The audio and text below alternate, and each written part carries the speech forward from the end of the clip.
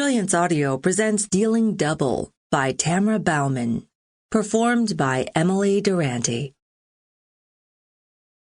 Sophia Moretti was pretty darned impressed with her usually reserved self.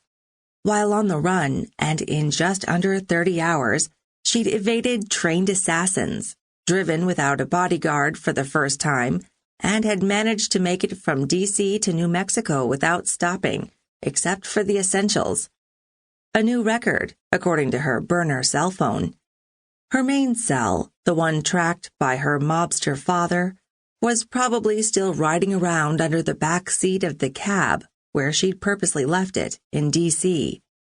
to buy herself some time. Her journey, which was thankfully almost over, was especially impressive for a dead person.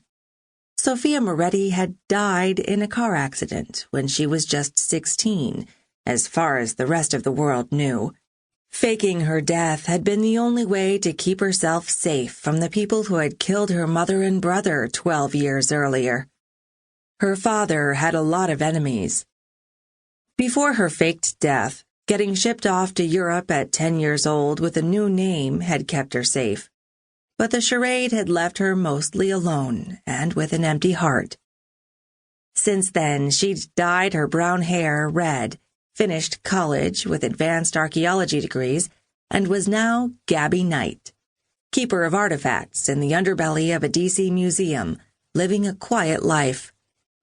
That is, until her father broke his promise to clean up his act and stole the statue she'd been working on right out from under her.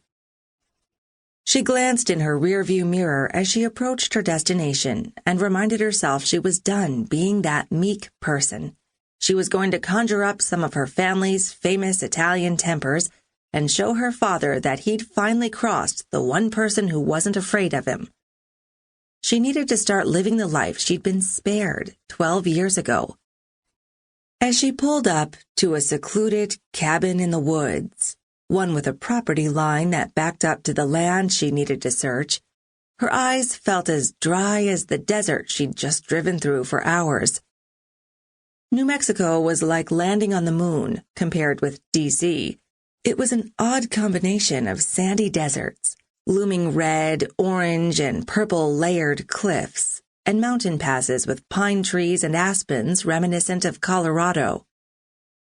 Despite the beauty that was almost too much to take in, all she wanted was a soft bed. Even a hard one would do. Then, in the morning, she'd search for the sun statue, purportedly buried on sacred land.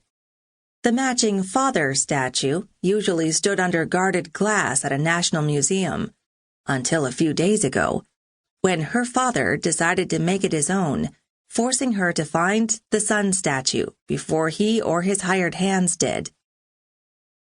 She'd resorted to using Google Earth to locate the best cabin for her temporary stay.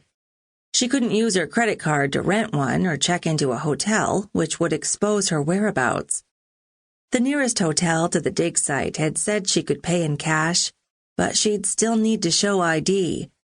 Her father's men, who wouldn't hesitate to pull a gun for information, would find her in a heartbeat.